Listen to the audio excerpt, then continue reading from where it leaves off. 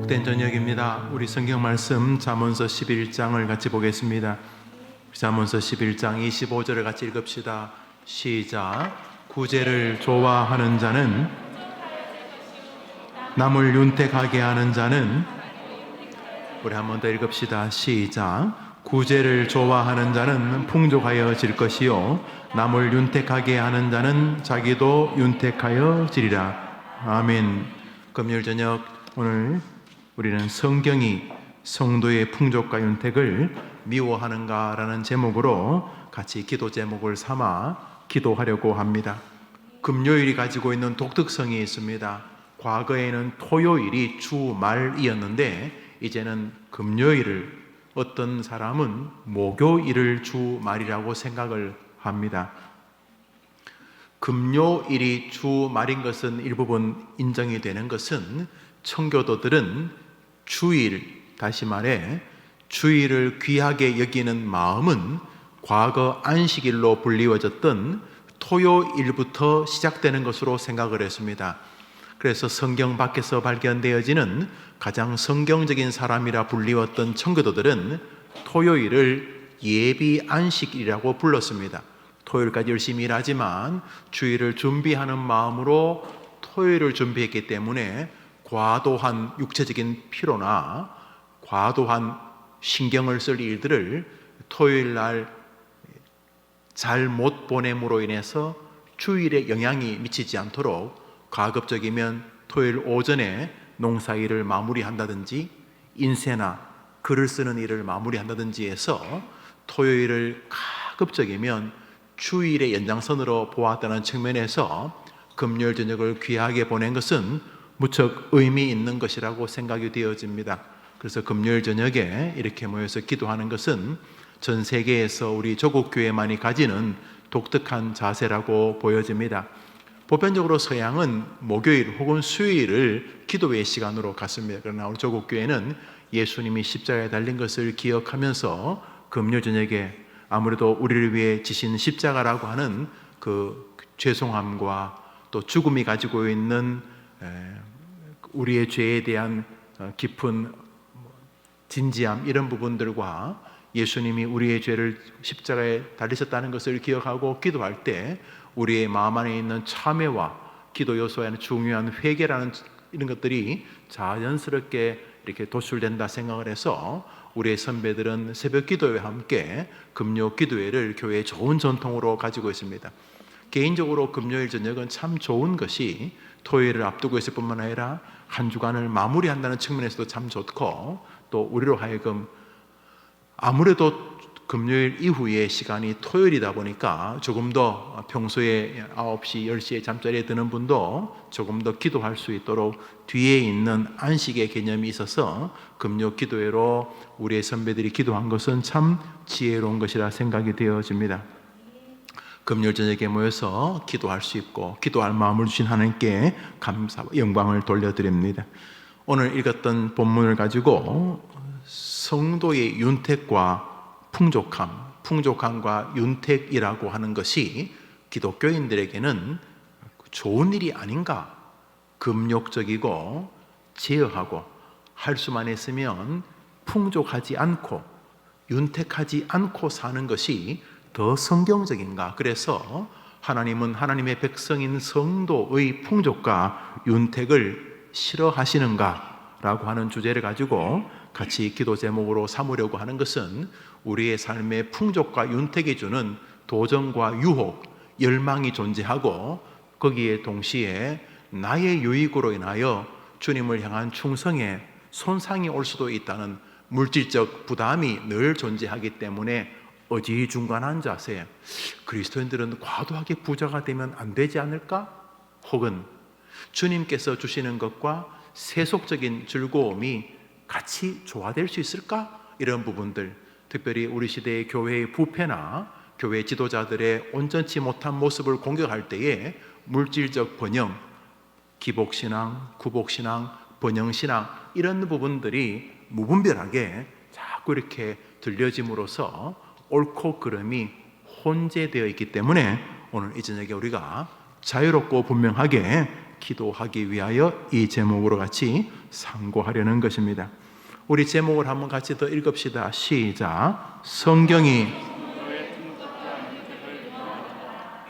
성경이 하나님이 성도의 풍족과 윤택을 미워하는가? 우선 오늘 성경 잠언서를 읽습니다. 잠언서가 어디서 뚝 떨어진 금언이나 사서삼경, 세상 사람들이 적어놓은 좋은 철학서가 아니라 우리의 손에 들려줘 하나님의 진리를 알리는 하나님의 말씀이지요. 우리 성경 잠언서를 읽습니다. 본문입니다. 시작.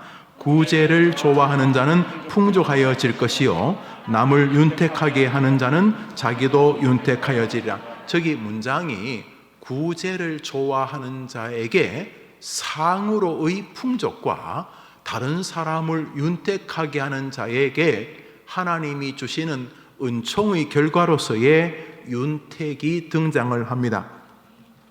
많은 사람들이 기독교인들에게, 특별히 종교인들에게, 목사, 승려, 신부님 혹은 무당, 여튼간에 종교인들에게 형이사각적인 신, 일반적인 사람보다 훨씬 더 정신적이고 영적이고 마음을 다룬다는 측면에서 금욕적 세계를 요구합니다. 1차적으로 가톨릭의 신부님들이 결혼을 하지 않고 가정을 가지지 않으므로 결혼으로 인하여 에너지의 낭비나 혹은 성적인 금욕적 요소가 훨씬 더 고매하다는 인상을 기독교적 베이스에서 가져왔고, 동양에서도 불교적 정서 안에서 물론 다 그런 건 아닙니다만 결혼하지 않고 독신으로 수도하는 승려들의 영향이 일부분 있으리라 생각이 되어집니다. 나는 부인도 없고 자식도 없고 나는 내가 믿는 신에게만 온 힘을 다합니다 라고 할 때에 가정, 자녀 양육 이런 것들이 세속적이라는 의미를 일부분 내포하고 있고, 아무래도 가정이나 혹은 자녀를 양육해 갈 때에 세상에서 영적인 일보다 영적이지 않은 듯한 일에 더 매진할 것 같은, 목사님이, 신부님이, 승려님이 계속 성경과 불경 그것만 연구하고 있어야지 아이 등록금 장만하려고 애를 쓰고 그러면 되겠는가, 이런 측면에서 왠지 영적인 일을 다루는 이들에게는 세상과 일부분 비켜있는 정서가 훨씬 더 종교적이다, 신앙적이다 하는 마음이 우리의 마음속에 존재하고 있기 때문입니다. 그러니까 가톨릭도 처음에는 가톨릭이라는 말이 공회라는 말인데, 우리 사도신경의 공회, 거룩한 공회와 할 때 그 공회가 가톨릭이라는 뜻인데, 그래 그때는 교회가 하나였죠. 우리가 그렇게 불렀는데 예수님, 베드로 이어질 때 종교개혁 1517년에 마틴 루터가 비텐베르크 성당에 그 95개 조항을 내걸어서 종교개혁의 여명이 밝아오기 전까지 그때는 교회가 그냥 하나였죠. 가톨릭이라고 부르든 교회라고 부르든 사제라고 부르든 신부라고 부르든 목사라고 부르든 하나뿐이었죠. 자, 근데 그 가톨릭이 여튼간에 기독교적인 요소를, 우리와는 좀 다른 성경도 가지고 마리아도 일부분 좀 숭상하고 그러고 교황을 이렇게 대단한 사람으로 보고 하는 것은 아주 적그리스도적이긴 하지만은 가톨릭도 역시 기독교적 베이스인 것은 틀림이 없어 보이죠. 그죠? 그러니까 그 가톨릭에서 물론 신부가 결혼하지 않는 것은 역사가 얼마 되지 않습니다만 여튼간에 금욕적인 것이란 느낌을 주고, 불교는 말할 것도 없고, 이런 측면에서 우리는 풍족이나 윤택에 대해서 일말의 불편함을 가질 수 있는 것은 이상한 일은 아닐 수 있습니다. 또 하나, 중세 가톨릭의 부패와 교회 지도자, 신부님들이 되겠죠. 이런 부패상과 현재 가끔 혹은 자주 드러나는 교회나 교회 지도자들의 부패적 상황, 혹은 그 종교 가지고 있는 굉장히 기복적이고 물질 숭상적인 이러한 병폐들에 의해서 신자나 혹은 불신자들이 교회가 어떻게 중세 가톨릭이 이렇게 썩었나, 정말 금욕적인 저런 사제가 프란체스코처럼 자기 걸 다 가난한 자에게 주고 수도성으로 살고, 혹은 나병 환자들을 위해서 자기들의 모든 것을 다 버리고 그 높은 지위를 다 버리고 그 가난한 자를 위해 살아가는 이런 사람들만이 진짜 신부님이고 목사님이고 스님이시다, 이렇게 생각하면서 교회의 부패적 상황에 대한 반발로 인해서 풍족과 윤택은 왠지 비성경적이거나 성경적으로 일부분 지지를 받더라도 세속과 좀 가까운, 그래서 덜 영성스러운 사람으로 보여지는 부분이 일부분 있습니다. 정리하면은 많은 종교가 금욕적인 것을 바탕에 깔고 있기 때문에 그것이 더 나아 보인다. 스님들은 뭐 집도 뭐 절도 아내도 남편도 결국은 없는 것 아닌가, 인생은 뭐다 뭐 이러면서 그런 면에서 이게 올바른 종교 같고, 또 신부님도 보면은 가정도 없고, 그러니까 뭐 부양할 것도 없고 자식 뭐 오직 교회만, 오직 천주교회만 신경 쓰고, 그러니까 훨씬 더 이게 종교적이지 않겠는가 하는 이러한 자세 하나에다가 교회 혹은 사찰 혹은 가톨릭 혹은 다양한 종교들의 부패상을 보면서 성도나 혹은 성도가 아닌 사람들이 풍족, 윤택, 넉넉함, 부유함 이런 것에 대해서 왠지 신앙은 반대편에 있는 것 같다, 이렇게 보여질 수 있습니다. 그런데 그것이 성경적인가 하는 것입니다. 멋있는 말인데 정말 성경이 그렇게 말하고 있는가 하는 것입니다. 오늘 우리는 읽었던 성경에서 분명한 교훈을 얻게 됩니다. 우리 한번 읽어봅시다. 시작. 구제를 좋아하는 자는 풍족하여질 것이요 남을 윤택하게 하는 자는 자기도 윤택하여지리라. 저기 풍족과 윤택이 인과관계의 결과가 아니라고 말하고 있는 것입니다. 그러니까 저렇게 안 해도 풍족해질 수 있습니다. 정말 몹쓸 사람인데 부모님이 어마어마한 부자여서 초등학교 때도 성품이 아주 몹쓸 인간이고, 아니 어떻게 초등학생이 저럴 수가 있나, 고등학생이도 아니 어떻게 고등학교 애가 저럴 수가 있나, 30대 40대 50대를 지나도 야 뭐 저런 인간이다, 아니 어떻게 인간이 저럴 수가 있나, 이런 말 그대로 잘못된 인간이어도 풍족이나 윤택이라는 단어의 개념이 어떠하든지 간에 다른 사람들이 볼 때에 풍족하고 윤택하다고 할 수 있는 여지가 분명히 존재합니다. 그런데 성경은 그것을 풍족이라고 말하지 않고, 한번 따라합시다. 구제를 좋아하는 자는 있는 것을 구제했으니 구제하기 전보다 가난해질 것이요. 따라하라고 다 따라해요, 여러분.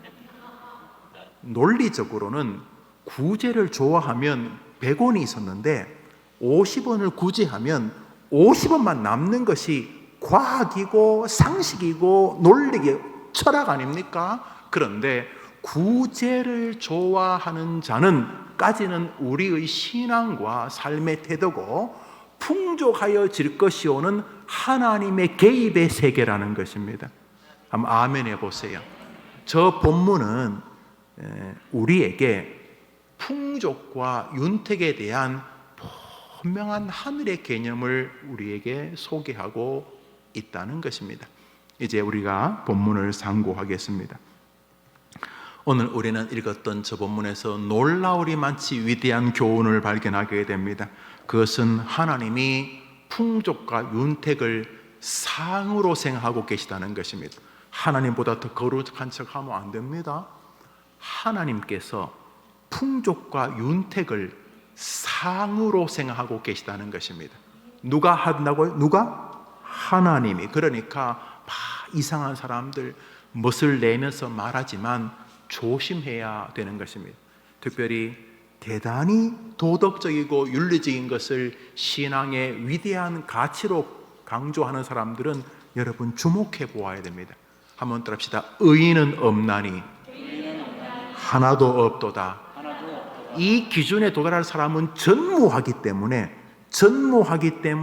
윤리와 도덕으로 자신의 종교를 이끌려고 하는 사람들은 반드시 자신의 실상을 하나님 앞에 드러낼 수밖에 없는 것입니다. 오늘 본문은 먼저 풍족과 윤택을 하나님은 하나님의 백성들에게 하나님이 상으로 생각하고 있다는 것입니다. 동시에 한번 따라합시다. 하나님이 주시는 풍족은 하나님의 명령의 순종과 상관이 있다. 그러니까 세상에서 돈이 많은 것이나 벼슬이 높은 것을 하나님이 풍족이나 윤택으로 생각하지 않으시는 것입니다. 그것은 마치 잘못된 종교, 이단 종교들도 굉장히 많은 돈과 많은 재산과 많은 건물을 가질 수 있는 것과 동일한 것입니다. 저기서 말하는 풍족과 윤택은 하나님 마음속에 있는 풍족과 윤택의 실상에 관한 것입니다. 한번 할렐루야, 한번 아멘 해보세요. 할렐루야. 우리는 하나님이 부자인 줄 믿습니다. 우리는 하나님이 우리가 풍족하고 윤택하기를 원하는 줄 믿습니다. 자, 하나님은 하나님께서 말씀하신 다른 사람을 구제하고 다른 사람을 윤택하는 길을 순종하는 결과로서의 하나님이 생각하는 풍족과 윤택을 상으로 우리에게 주기를 기뻐한다는 것입니다. 그런 면에서 풍족과 윤택을 원하는 사람은 하나님이 뭐라고 우리에게 그것을 얻도록 말씀하셨는지를 계속 귀를 기울이고 마음을 쏟아야 하는 것입니다. 두 번째로 한번 더 합시다. 나의 풍족은 다른 사람들의 관계와 연관이 있다.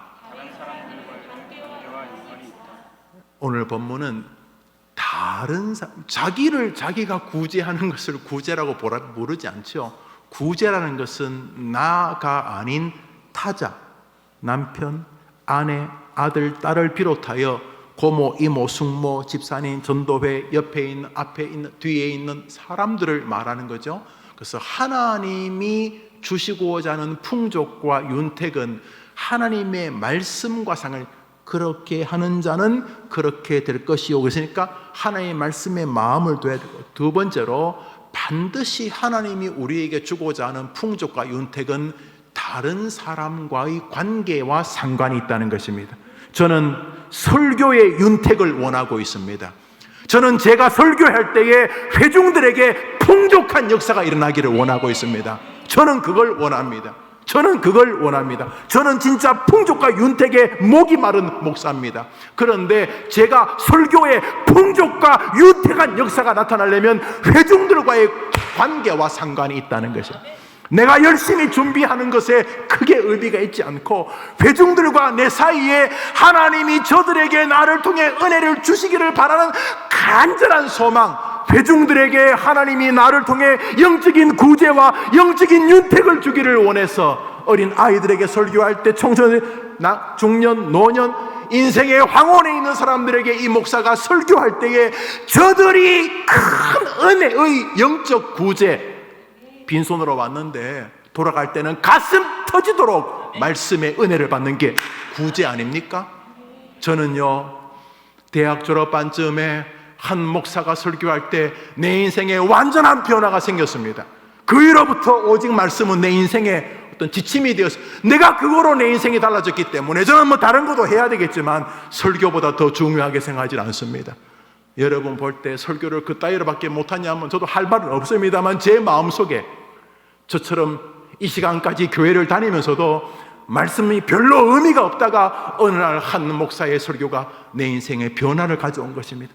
그러다 보면 성경 읽으니까 놀라우리 나처럼 비슷한 사람이 많은 것을 보게 되었고 주변 사람들을 보았습니다. 그래서 저는 설교 시간에 회중들이 이 종을 통해 구제되고, 구제가 뭐 없던 거 채워지는 게 구제 아닙니까?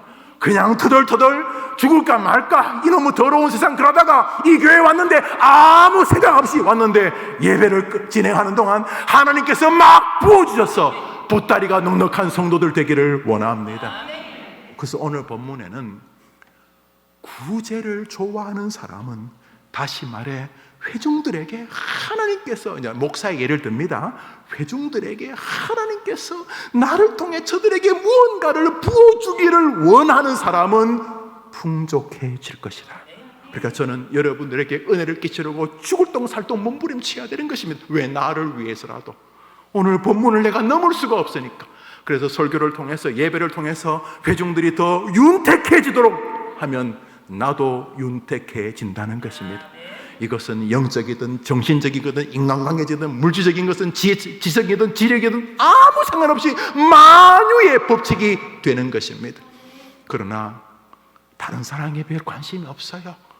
회중들에게 미친 듯이 은혜를 끼치고 싶지도 않고 설교 시간, 대충 시간 때우고 돌아서기를 바라면 그 사람은 더 가난한 목사가 될 것이고 그의 예배 인도에 앉아있는 회중들은 더 말라 비틀어지게 된다는 것입니다. 그러므로 구제를 좋아하고 다른 사람을 윤택하기를 좋아해야지 풍족해지고 윤택해진다는 사실을 믿으시기를 축복합니다. 그러니까 여러분은 저에게 너무 중요한 사람이에요. 저 혼자 열심히 설교 준비하는 게 중요한 게 아니고 설교는 회중들 앞에서 저 회중들이 풍성해지게 만드는 것과 깊은 상관이 있다는 것입니다. 저에게도 여러분도 마찬가지. 돈 버는 일도 똑같은 논리입니다. 다른 사람이 나 때문에 윤택해지기를 바라면 하나님이 여러분에게 물질적인 은혜도 줄 줄 믿으셔야 하는 것입니다. 다른 사람을 괴롭혀서 여러분이 부유해지면 그건 주님이 주시는 풍족이 아니라는 것입니다. 우리의 생은 이 법칙 앞에 있는 것입니다. 금방 두 가지를 말씀을 드렸어요. 하나는 풍족과 윤택은 하나님의 말씀의 순종의 유무와 상관이 있다. 하나님의 풍족과 하나님이 주시는 윤택 말합니다. 두 번째로 나의 풍족은 반드시 다른 사람과의 관계와 상관이 있다는 것입니다. 이제 다시 본문을 읽습니다.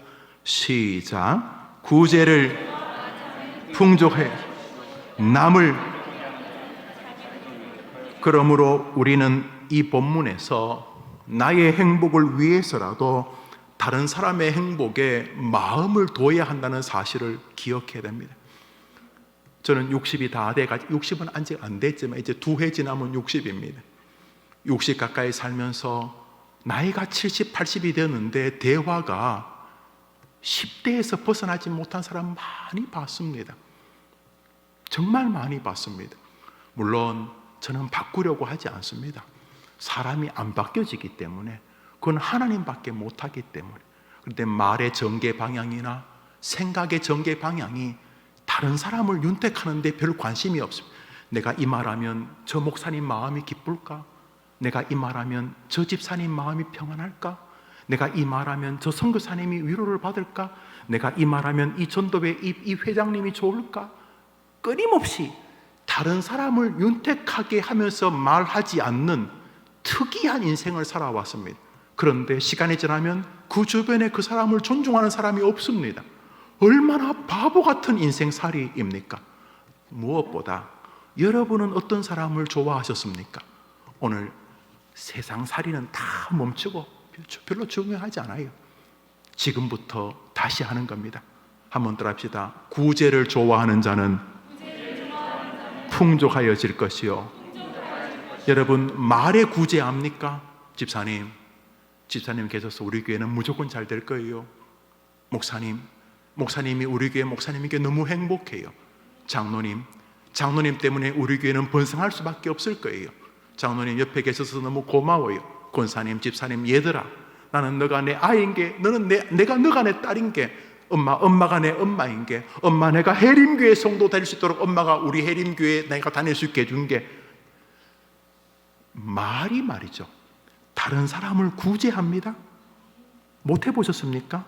한마디 말이 지친 사람을 일으킵니다. 그런데 그게 1절이 아닙니다. 본 게임이 열립니다. 다른 사람을 구제하는 자는 하나님이 개입해서 풍족하게 해주신다는 것입니다. 여러분이 뭐라고 이 성경 구절이 여러분에게는 예외란 말입니까? 아니 김용호가 뭐 대단한 인간이라고 이 구절이 김용호하고 별개란 말입니까? 다른 사람을 여러분의 눈빛과 말과 사랑으로 윤택하게 되기를 축복합니다. 여러분하고 대화하고 나면 그 사람의 마음이 이렇게 물된 동산같이 촉촉해지고 여러분 제가요 전두환 대통령이 헬기를 타고 제가 다니던 중학교에 내리셨어요. 정말이에요. 그러니까 제가 봤거든요. 시골은 뻔하니까. 그리고 대통령이 그때 대통령이었어요. 시골에서는 차까지는 못 들고 왔는지 그냥 사이에 내가 보니까 대통령이 이렇게 멋있게 이렇게 앞에 기사 한 명 있고 뒤에 앉는 게 아니라 혹시 총 맞아 죽을까 봐 뒤에 3명 사이에 끼어가지고 이렇게 있고 앞에도 뭐 있고 그리고 뭐 이렇게 똘마니들 쫙 서서 다니는데 비가 안 와가지고 저희 고향에 비가 안 와가지고 헬기를 타고 학교에 내렸는데 학교 운동장에 헬기가 내리니까 그 다음에 학교가 보니까 학교가 다 황토색이야. 먼지가 다행히 들어보니까 그때 가시고 청소하라고 500만 원 줬다는 얘기 내가 들었어요. 지금부터 수십 년 전이고 큰 돈이에요.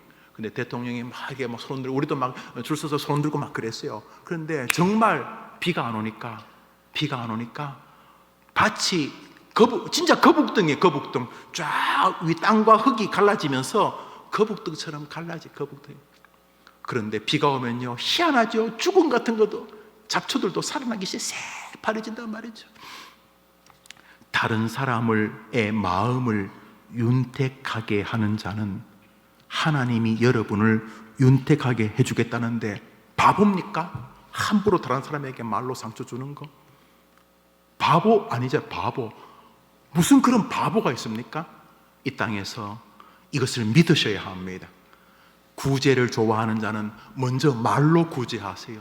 눈빛으로 격려로 구제하세요. 격려로 다른 사람을 구제하는 사람은 풍족해지는데 풍족해지는 것은 여러분의 몫이 아니고 저 하늘에서 개입하겠다는 것입니다. 여러분이 할 것은 다른 사람을 구제하는 것입니다. 먼저 말로, 눈빛으로, 격려로. 해림교회 성도들이 그렇게 하면 이 교회 성도들이 복을 받게 될 줄 저는 믿습니다. 저도 그렇습니다. 저도 성도들에게 구제하고 윤택하게 하는데 제 모든 관심이 있습니다. 그것이 제가 사는 길이기 때문에 하나님 이제 설교하려고 하는데 설교를 통해 저 빈 보따리를 하나님이 말씀과 은혜로 넉넉하게 구제하여 주시옵소서. 구제가 뭡니까? 빈 항아리에 채워주는 게 구제 아닙니까? 칼칼한 가슴으로 왔는데 성경 한 절을 여는 동안 뻥 뚫리는 은혜가 우리에게 구제가 되는 줄 저는 믿습니다. 여러분이 구제받아야 저도 풍족해지는 것이고 여러분이 영적인 윤택함을 받아야 저도 하나님으로부터 윤택함을 입게 되는 것입니다.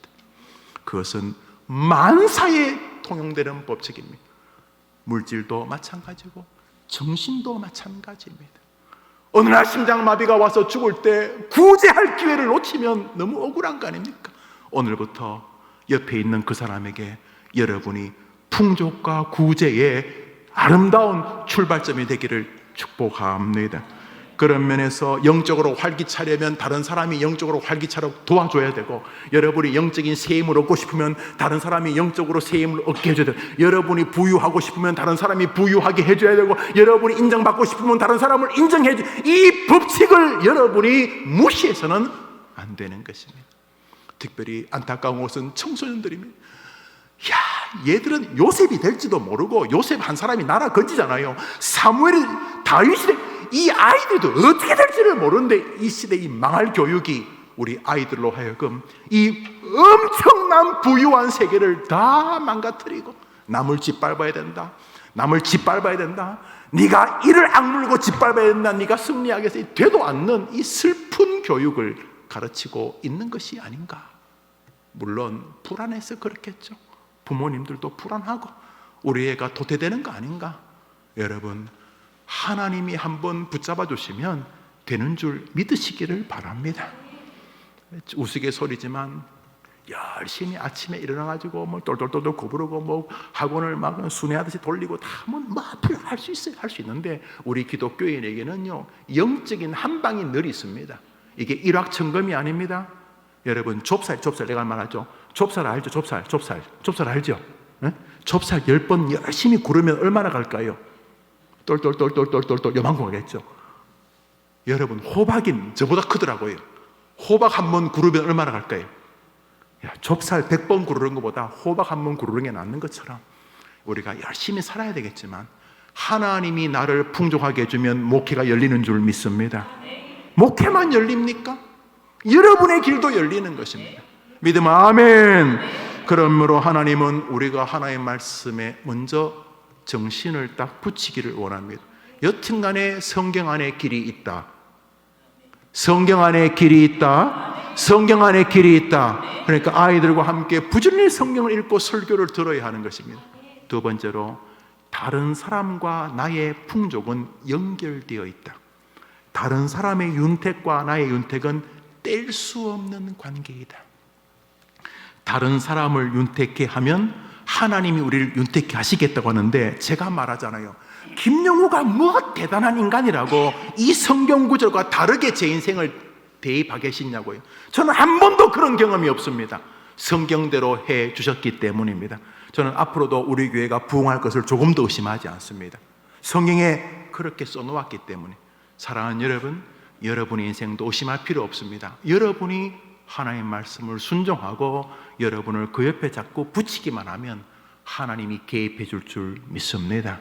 여러분, 이렇게 노를 저어서 갈 수 있는 게 있어요. 노를 저어서 갈 수 있는 것도 있으며, 이렇게 차 위에 이렇게 무엇입니까? 이렇게 돛배를 띄워서 바람이 불면요, 노 젓는 것 1000배보다 더 빨리 갑니다.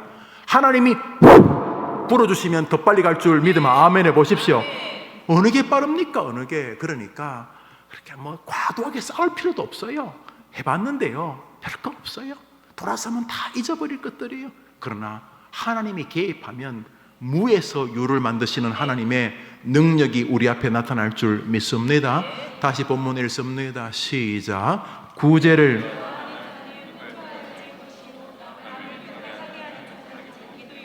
그렇습니다. 우리는 다른 사람을 구제하려고 하다가 내가 얼마나 성경을 잘 모르는지, 다른 사람을 구제하려고 하다가 내 인내심이 얼마나 바닥을 기는 인간인지, 내가 얼마나 이류 화류 인간인지를 깨닫게 됩니다.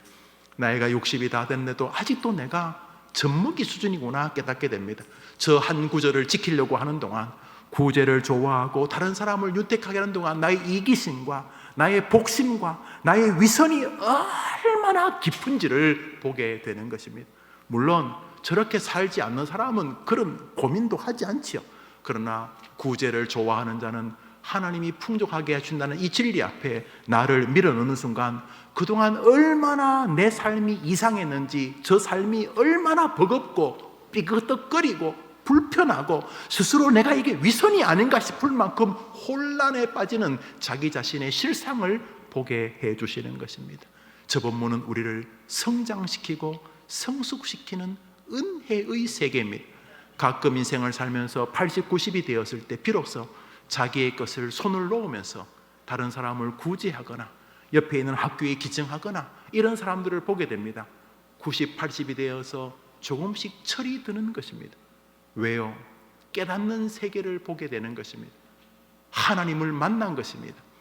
구제를 좋아하는 자는 풍족하여질 것이요, 남을 윤택하게 하는 자는 자기도 윤택하여지리라. 저 성경 구절을 말씀하신 하나님이 지금도 살아계시는 줄 믿습니다. 그런 면에서 저 본문은 우리로 하여금 인생의 깊은 통찰력을 자꾸 갖게 합니다. 진짜 그런가를 점검하게 되기 때문이고, 그러는 동안 하나님께서 천사를 보내 우리의 삶에 개입하는 것을 나나 내 후손들에게서 목도하게 되기 때문입니다.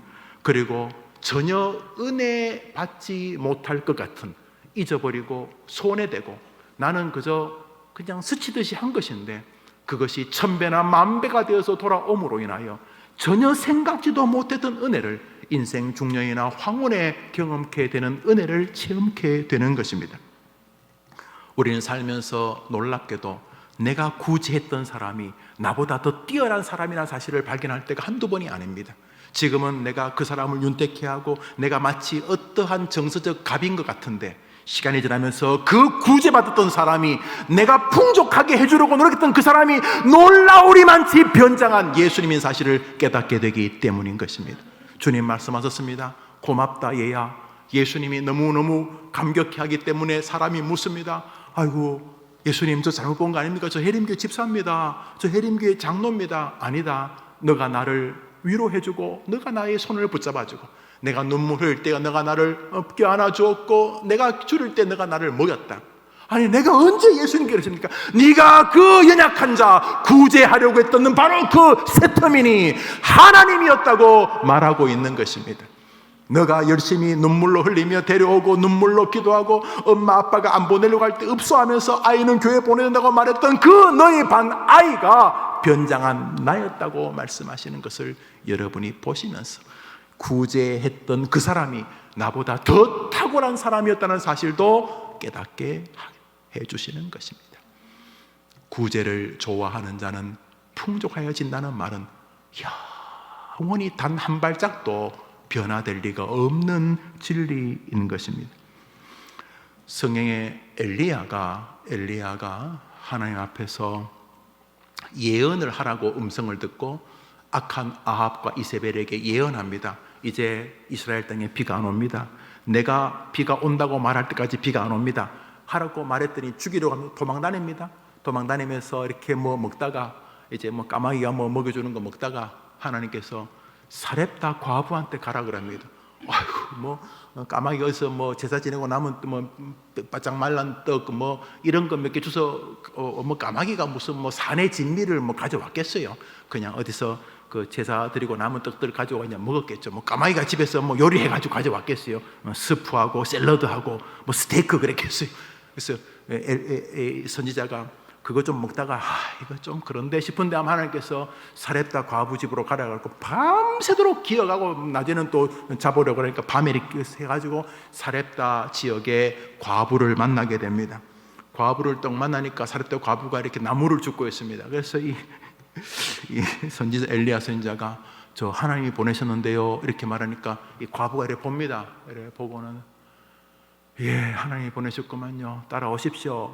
가서 하나님께서 가라 그래서 왔더니 무슨 한상 촥 차려놨을 줄 알았더니 이 사렙다 과부 집에 완전히 이건 내가 뭘 줘야 될 것 같은 그런 집에 들어가니까 병든 자식 하나 하고 그 과부가 있는데 선지자가 하나님 보냈다고 하니까 과부가 막 항아리에서 뭘 끓는데 들려. 항아리 끓는 소리가 부시락부시락.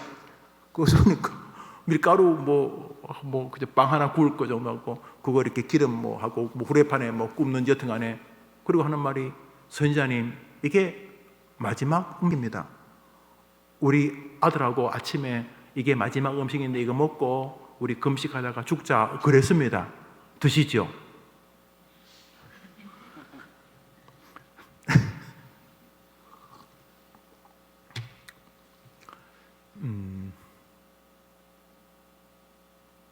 엘리야가 그렇게 넘어갔겠습니까, 여러분?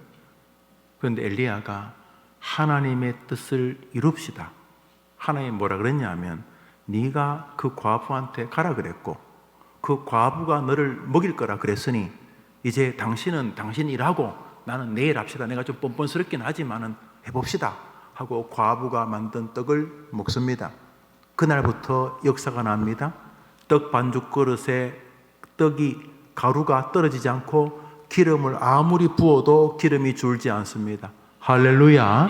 구제를 물론 아주 역설적인 아주 극단적인 아주 신비로운 설명이지만 법칙은 변함이 없습니다. 구제를 좋아하는 자는 풍족하여질 것이요. 만일 여러분이 하늘나라 갔을 때에 하나님 내가 구제를 좋아했는데도 풍족하지 않게 하셨습니다 라고 말하지 못할 것입니다. 여러분은 천국에 갔을 때 말하게 될 것입니다. 하나님 너무 죄송합니다. 구제를 좋아하면 풍족하게 되는데도 제가 그걸 못했습니다. 이 알량한 자존심 때문에 다른 사람의 마음에 구제나 윤택을 못했습니다 라고 말할지언정 저 구절이 나의 생애에는 틀렸습니다 라고 말할 수 없게 될 것입니다. 믿으시죠? 사랑하는 여러분, 그런 면에서 여러분이 저 구절을 돈으로만 돈 아니라고 말할 필요도 없지만 돈으로만 생각할 필요도 없습니다. 우리 성경 말씀 누가복음 읽습니다. 시작. 주라 그리하면 너에게 줄 것이니 곧 후이되어 누르고 흔들어 넘치도록 하여 너에게 안겨주리라. 너희가 헤아리는 그 헤아림으로 너희도 여러분 같은 말입니다. 그런데 문제는 저 누가복음은 예수님이 하신 말씀입니다. 잠언서는 정확히 누가 했는지 모르지만 하나님이 승인한 사람이 했겠죠. 성경이니까. 그런데 저 누가복음은 우리 구주 예수님이 하신 말씀입니다. 마치 방금 읽었던 잠언서를 리바이벌 하는 것 같습니다. 주라 그리하면 너에게 줄 것입니다. 여러분, 이게 과학적이면 주라. 그러면 있는 게 없어질 거다. 이렇게 말했죠. 네가 100원이 있는데 50원 주라. 그러면 50원만 남을 거다. 이렇게 해야지 우리가 전가의 보도처럼 휘두르는 과학 아닙니까? 상식, 논리. 주라. 그러면 네 것이 줄어들 것이다. 주라. 그러면 더 줄어들 것이다. 이렇게 말하는데 주라. 그리하면 내가 너에게 줄 것이다. 그냥 수준이 아니고 누르고 흔들고 넘치도록 하여 너한테 안겨줄 텐데 너가 얼마나 줄까 계산하면 나도 계산할 것이다. 사랑하는 여러분, 여러분이 다른 사람과의 관계성에 윤택과 풍족이 있다는 걸 믿으시고 하나님의 말씀을 순종하여 하나님의 말씀과 나의 윤택과 풍족은 붙어 있다. 자식의 앞길도 마찬가지고 부모의 앞길도 마찬가지고 가장 중요해 여길지도 모르는 내 앞길도 마찬가지고 주라. 남을 윤택하게 하는 자는 이 법칙이 영원한 법칙인 줄 믿고 주라의 인생이 여러분의 것이 되기를 축원합니다. 축원합니다. 그러므로 여러분이 먼저 할 수 있는 것부터 주십시오. 여러분이 장애를 가졌는데 여러분이 마음껏 뛰어다닐 수 없는데 그럼 여러분 줄 수 있는 거는 여러분이 육체로 할 수 있는 거 없죠. 그럼 뭐요? 전화를 걸어가지고 철수야, 순이야, 할 수 있죠. 줄 게 많습니다. 읽었던 성경 구절, 여러분이 은혜 받던 말씀을 전해주는 것입니다.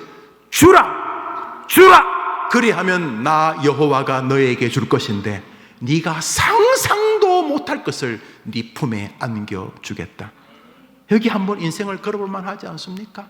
그래도 계속 자존심 이야기하면서 다른 사람에게 못된 말을 줄 것입니까? 악한 말을 줄 것입니까? 다른 사람을 비아냥거리는 걸 줄 것입니까? 어쩌시려는 것입니까? 도대체 어떻게 뒷수습을 하시려는 것입니까? 그래도 자존심, 지금 무슨 말 하시는 것입니까? 다른 사람을 윤택하게 하는 자. 여러분하고 대화를 하고 나면은 쩍쩍 갈라졌던 사람의 마음이 그리스도의 은혜와 여러분의 위로와 사랑으로 촉촉하게 적셔주는 다른 사람을 윤택한 마음으로 만들어주는 사람은 나 여호와가 너를 윤택하게 해주겠다. 수지 맞는 것입니다. 그렇게 되기를 축원합니다. 잠언서 11장 26절은 우리가 읽었던 구절 뒷구절에 읽읍시다. 시작. 잠언서 11장 26절입니다. 26절 읽읍시다. 시작. 곡식을 내지 아니하는 자는, 그게 지금 중요한 것인데 앞에 25절은 구제를 좋아하는 자는 풍족하여질 것이요 라고 한 다음에 바로 뒷구절에 곡식을 내지 않는 자는, 그러니까 이 본문이 물질적인 것과도 깊은 연관이 있다고 말하고 있는 것입니다. 아니 어떻게 모든 사람이 다 이건희, 이재용, 이병철처럼 부자일 수 있습니까? 아닙니다.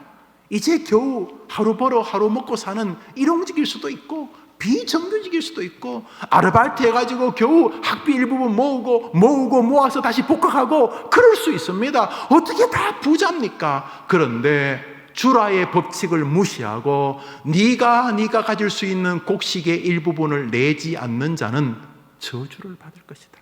이렇게 아니 여러분, 저 본문이 부자에게만 주는 말씀이라고 어떻게 여러분이 단정할 수 있습니까? 그런 면에서 여러분에게, 아니 우리에게 숙제가 있는 것입니다. 뒷부분이 말하겠습니다만 곡식이라는 것은 누가 뭐래도 물질입니다. 안 그렇습니까? 과거에는 곡식 가지고 물물 교환하지 않았습니까? 그런 면에서 여러분이 가지고 있는 것을 가지고 주라의 법칙부터 물질부터 시작하는 것입니다. 고매하게 형이상학적인 거 이야기하지 마시고 그 아이 등록금에는 택도 없지만은 그렇지만 몇만 원이라도 여러분이 주려고 하는 것부터 시작하는 것입니다. 물론 그동안 가지고 여러분이 한 끼 다른 음식을 먹을 수도 있겠지만 저 본문을 계속 마음에 담는 것입니다. 그래서 내가 말했는데 이 말이죠. 하나님이 뭐라고? 구제를 좋아하는 자는 풍족하여질 것이요 남을 윤택하게 하는 자는 자기도 윤택하여지리라고 주님이 말했는데 25절 26절 그렇게 내가 그렇게 말했는데도 곡식을 내지 않는, 곡식으로 구제하지 않는, 곡식으로 윤택하게 하지 않는, 이 말이죠. 나 여호와가 말했는데도 계속 모질게 말해요. 말하고 나면 불편해. 그 사람하고 잠시 5분 대화하고 나면 마음이 불편해. 윤택은커녕 싸늘해져. 어떡하실 건데 그거? 다른 사람을 윤택하게 하는 자는, 해림교회 여성노님들, 남성노님들, 우리 청년들, 우리 학생들이 다른 사람을 윤택하게 하는 자는 윤택하여진다는 법칙만 가지고 산다면 여러분은 여러분 또래에서 가장 빛나는 생애가 될 것입니다. 저는 조금도 의심하지 않습니다. 저는 그런 목사가 되기를 원합니다. 여러분도 그런 성도 되기를 축원합니다. 김용훈 목사하고 대화를 하면 촉촉해지고, 말랐다가도 위로를 받고, 걱정만 한참 늘어났다가도 소망이 솟고 그래야 되지. 김 목사하고 대화하고 나면은 없던 걱정도 막 땡기고, 앞으로 무슨 일이 벌어질지 모를 미래의 걱정까지 막 염려하고, 막 김 목사하고 대화하면 괜히 마음이 불편해지고, 그러면 막 그건데 나는 어떡하라고, 나 김용훈 어떡하라고. 다른 사람을 윤택하게 하는 자는 하나님이 나를 윤택하게, 내가 바보입니까? 그런 면에서 해림의 성도들이 다른 사람을 구제하고 윤택하는 멋진 축복의 주인공 되기를 축원하는 것입니다. 여러분이 할 수 있는 대로 하십시오. 여러분의 쌀이 한 옷밖에 없는데 무슨 한 가마를 줘요? 한 옷 있으면, 한 옷밖에 없으면 그저 한 줌 떼서 주시면 됩니다. 한 가마 있으면 한 1kg 넣어서 주시면 되고요. 여러분이 할 수 있는 것, 여러분이 할 수 있는 것을 돕는, 여러분이 할 수 있는 것을 돕는. 제가 유학할 때 홍상은 목사가 호주 시드니 해림교회 생명의 삶이라는 것을 썼습니다. 그러면 한 100만 원 정도 출판사 좀, 그걸 저한테 보내줬어요. 지도 가난한데. 저도 한국 와서 홍 목사가 쓰던 걸 다시 또 제가 하용조 목사님이 좋다 그래서 또 저도 한 5년 썼어요. 저도 그렇게 했어요. 서로 동력하는 거죠. 여러분이 할 수 있는 거 해보십시오. 그러면 하나님이 여러분을 도와주실 것입니다. 왜요? 성경 때문에. 우리 예수님도 이 땅에서 성경을 벗어날 수 있는 유일한 분이었지만 성경 안에 자기를 굴복시켰습니다. 주님이 왜 어린 나귀 새끼를 타고 예루살렘에 입성하신 줄 알았는데, 보라, 그 왕이 어린 나귀 새끼를 탔다는 그 성경 말씀을 이루기 위해서. 본때 안 나잖아요. 100만 원 이해되지만 어린 나귀 새끼는 제가 세 발 자전거 타는 그런 아주 이상한 폼입니다. 어린 나귀 새끼는 보편적으로 예수님 발이 질질 끌렸을 거예요. 정말 폼이 안 납니다. 그런데도 왜 그러냐? 주의 말씀을 이루자. 나도 주의 말씀 안에 굴복하겠다. 왜? 너희들이 잘못된 시그널을 받을까 봐. 무슨 시그널? 성경대로 안 할 수 있구나. 나 예수도 성경에 굴복했다. 이 말은 뭡니까? 성경대로 된다는 사실입니다. 할렐루야. 구제를 좋아하는 자는 무조건 윤택해지는 것입니다. 저는 무조건 보장할 수 있습니다. 왜냐하면 이 성경이 있기 때문입니다. 그런 면에서 구제를 좋아하시는 거예요. 다른 사람을 윤택하게 하는 것은 내 인생에 너무도 중요한, 덕스러운 사람이다, 희생적인 사람이, 이건 다 쓸데없는 소리고, 그런 이야기도 듣는 게 좋지만 필요 없는 거고, 우리의 상대는 저분인 것입니다. 하나님이 도와주시면 되는 줄 믿습니다. 목회를 해보니까요, 어른들이 은혜란 말이 해보는 소리가 아니에요. 간이 다 달라놓고 목회를 해도 안 되기도 하고요. 그냥 부족해도 하나님이 봐주시면 그냥 바람 비슷해. 바람 이렇게 불면은 나는 이렇게 다른 사람은 나를 축지법 쓴 줄 알아. 축지법. 근데 아니. 제가요 그런 경험해 봤어요. 군대에 있을 때요, 제가 대구에 그 군대 생활을 했는데, 태풍이 이렇게 이쪽에 저쪽까지 가는데 태풍이 확 부는데 옆에 엄청난 나무가 막 뿌지직하고 넘어가더라고요. 근데 제가요 손에 뭘 들고 있었거든요. 한 손은 이거 놓치면 안 될 거예요. 들고 있는데 바람이 부니까 내가 한 발짝을 딱 뛰니까 한 3m를 가더라고요. 정말요. 한번 넘어졌는지 이러니까 슝 날아가서 3m. 그래서 내가 이 축지법이 별거 아니구나. 뒤에서 밀어주면 되는 것입니다. 한번 밀어줘. 여보게, 자네 요즘 높은 자리에 있을 때 한번 밀어줘. 하나님이 밀어주면 되는 줄 믿으시기 바랍니다. 구제를 좋아하는 자는, 남을 윤택하게 하는 자는 풍족하여질 것이요 윤택하여지리라. 마지막으로 사랑하는 여러분, 성경 말씀을 보겠습니다. 마가복음 16장 15절입니다. 마가복음 16장 15 시작. 이르시되 여러분이 곡식을 주시는 것도 좋고 보리쌀을 주시는 것도 좋고 덕스러운 말, 덕담, 격려, 위로, 사랑 다 좋아요. 다 열매가 와요. 그런데 주님은 우리에게 아주 중요한 뭘 하나를 주라 그랬어요. 진짜 곡식, 진짜 생명, 진짜 떡, 진짜 양식, 바로 예수의 복음이란 것입니다. 너희는 온 천하에 다니며 사람들에게 그 자꾸 주라면 내가 너를 행복하게 해 주겠다. 주님 말씀하셨습니다. 이르시되 너희는 온 천하에 다니면서 만민에게 복음을 주라. 이 말 아닙니까? 복음을 주라. 그냥 가지 말고, 여보게 자네 미션스쿨 하면서 출신이 하면서 이제 교회 나와야지. 아이고, 이 나이에 여보게 예수 믿고 살아야 되네. 예수 안에 길이 있네. 예수 믿으면 인생이 달라져. 여보게 나하고 같이 교회 가자고. 주라고 할 때에 다른 사람을 주면 하나님이 여러분에게 복음의 은혜와 열매를 주실 줄 믿으시기를 바랍니다. 고린도전서 9장을 봅니다. 사도 바울은 아예 이제 이거 안 주면 나는 그냥 그저 그런 정도가 아니라 벌 받는다. 지금 곡식을 주라고 했는데 25절에 11장 잠언서에 11장 25 주라고 했는데 안 주면, 곡식을 내가 주라고 했는데도 안 주면 너가 저주를 받을 것이라고 말했던 것처럼 바울은 이 잠언서를 완벽하게 자기의 것으로 정리한 사람입니다. 바울의 고린도전서를 읽습니다. 시작. 내가 복음을 전할지라도 전할 것이 없으면 내가 부득불할 님이래.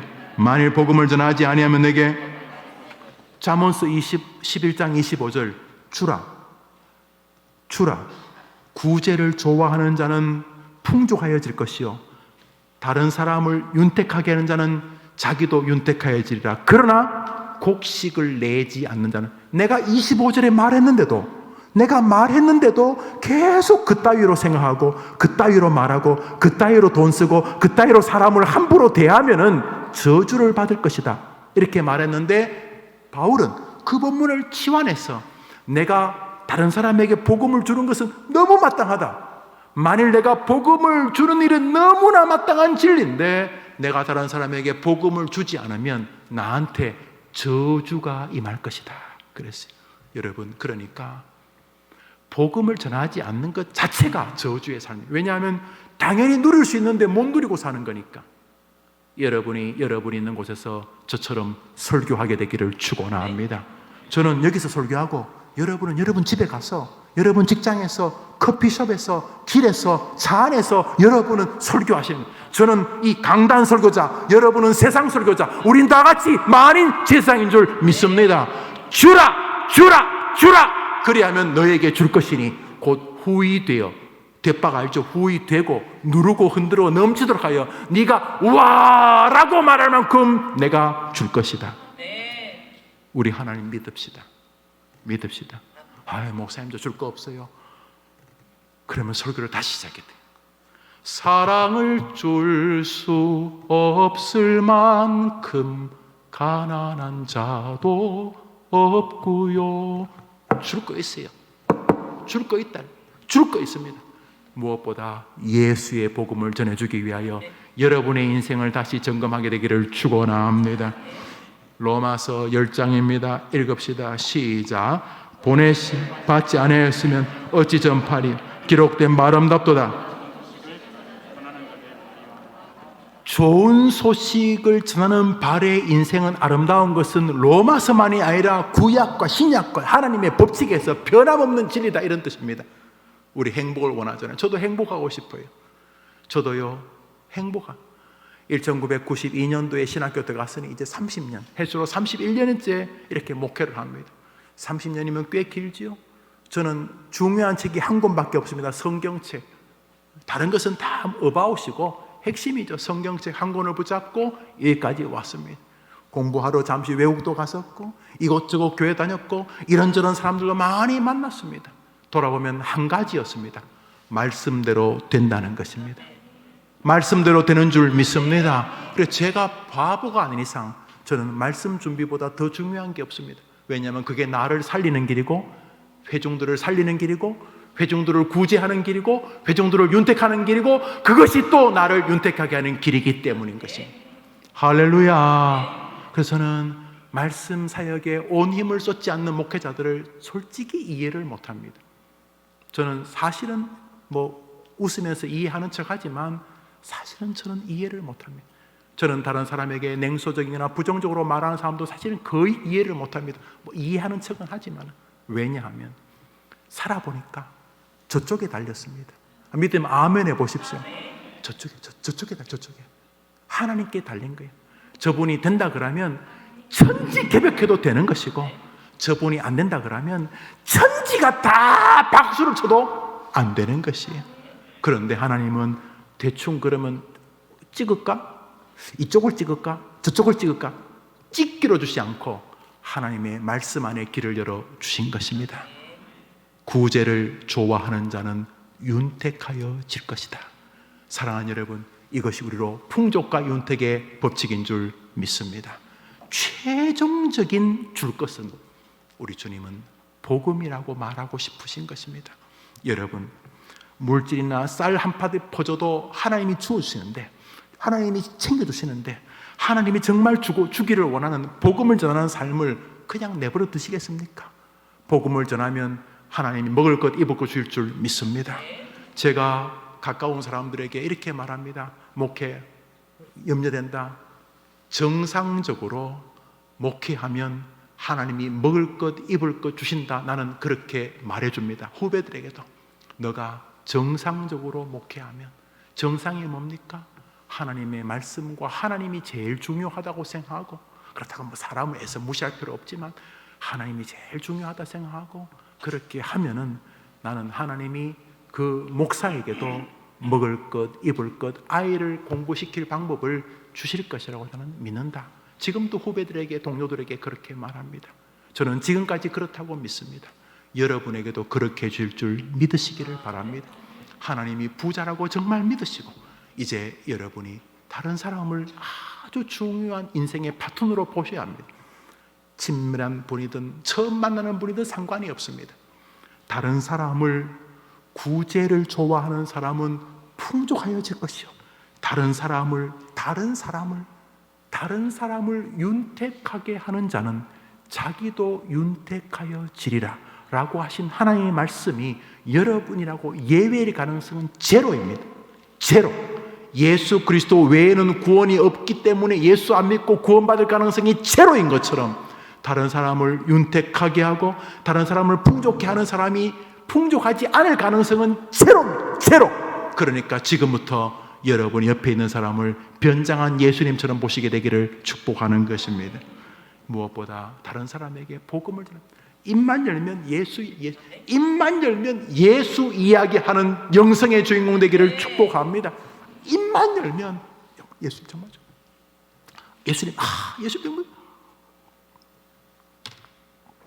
예수님 정말 좋아. 물론 불신자들에게 예수님 이야기가 잘 안 들리면 우리 교회 너무 좋아, 이것도 나쁜 말은 아닙니다. 먼저 일단은 저 옆에 내가 저렇게 자기 교회 자랑하니까 혹시 교회를 가보려면 내 저 교회를 한번 가봐야지, 이런 건 중요한 거죠. 예, 그렇게 자기 교회를 자랑하고 그런 건 중요한 거죠. 그러나 본질적으로는 여러분이 예수님 자랑하기 위해 사는 모든 일은 다 선한 것입니다. 모든 일은 다 선한 것입니다. 그러나 중요한 것은 노골적으로 말해야 됩니다. 한번 따라합시다. 복음을 전하는 자들의 발은 하나님이 아름답게 해주신다. 저도 아름다운 목회자로 끝까지 살게 되기를 바라는 것입니다. 그래서 저는 강단에서 복음을 전할 수밖에 없는 것입니다. 여러분도 그렇게 하게 되기를 바라는 것입니다.